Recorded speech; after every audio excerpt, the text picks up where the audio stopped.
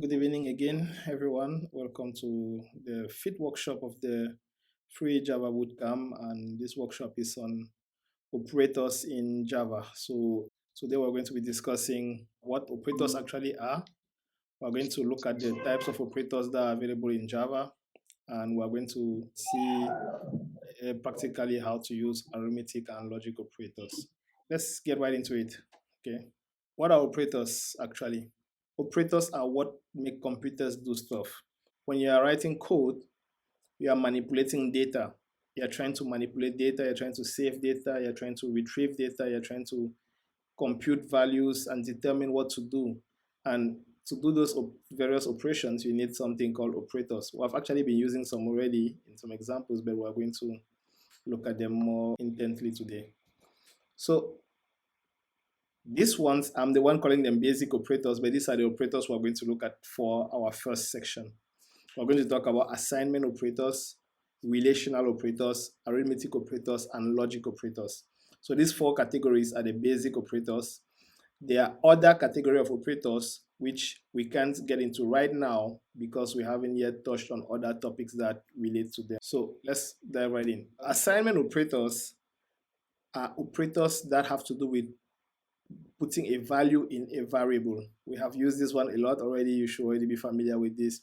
So if you declare a variable and you want to give that variable a value, you can use an assignment operator. And in Java, the assignment operator is the equal sign. So the equal sign says save a certain value inside a variable. You can also save a variable inside a variable. So this could be like total is equal to number of x or something like that. So a variable can be assigned to another variable. Now there are some variations on the assignment operators. We're going to look at it right away, which is you can do addition assignment. So in this case, for example, what you see here, we are adding 3 to the previous value that was already in total. So let's say this was the first statement, int total is equal to 12, and then in the next statement we do int total plus equal to 3. It means total is now equal to 15. So we are not assigning 3 to total, like total is not 3 now.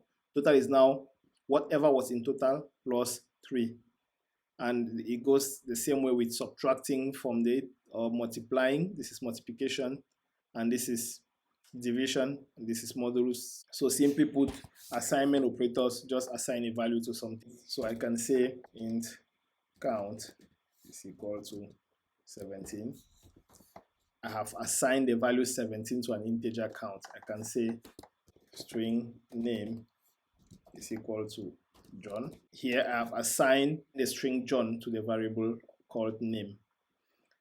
This is the assignment operator being used here. I can now say name is equal to James. In this case, the new value of name is now James.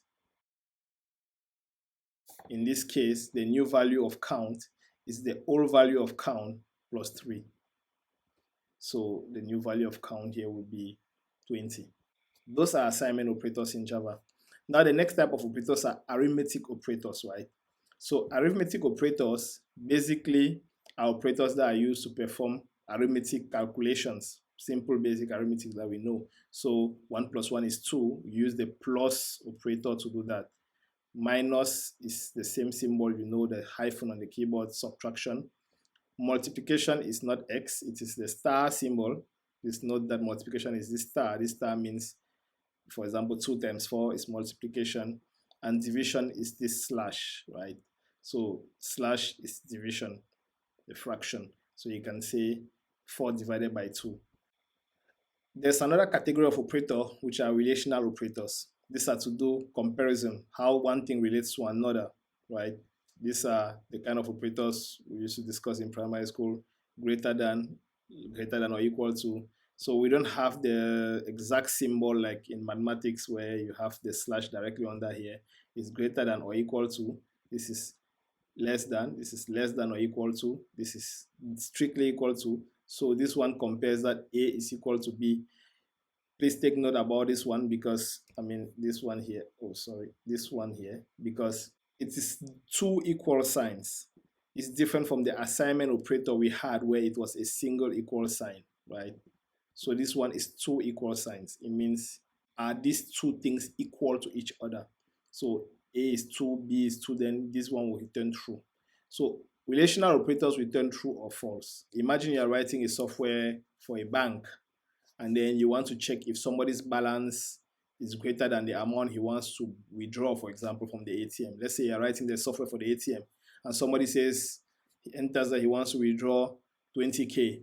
You want to check if the value that he wants to withdraw, if he has more money in his account. So you will check if his account balance is greater than the amount he wants to withdraw, right? This is the greater than operator that you will use. For example, in that case, you'll be able to say balance is greater than the amount he wants to withdraw. Then now you can allow the operation. So we're going to use this in the context of programs soon. Logic operators is a final category we're going to discuss. So logic operators are actually Boolean logic. This is also used a lot to basically check whether multiple conditions are true, whether multiple relational operators are true. Let's say you want to log in a user, for example. You might want to log in the user if his username is correct and if his password is correct. Those are two relational stuff, right? You will check, is it the right username and is it the right password? Those two must be true. So you use, is this site true and this site is also true. So this double ampersand means and. The computer will only execute the code if this one is true and this one is also true. Both of the sides need to be true for and. This one means or. Either the user supplied his username or the user supplied his email, for example, then perform the operation.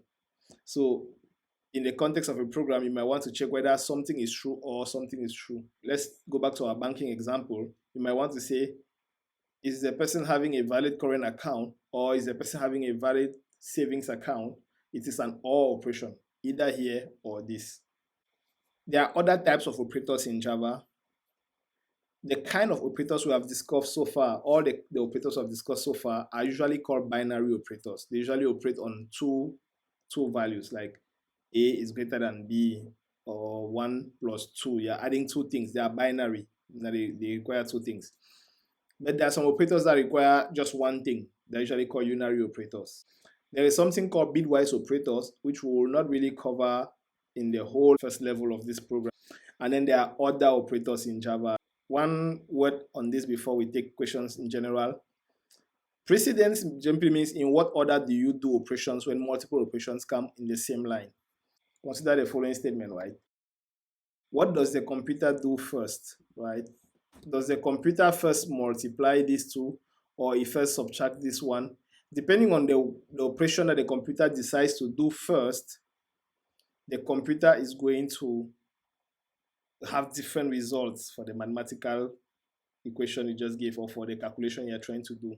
So in Java, different operators have what we call different precedence, which is just the order in which they get executed when you give different operators in one statement.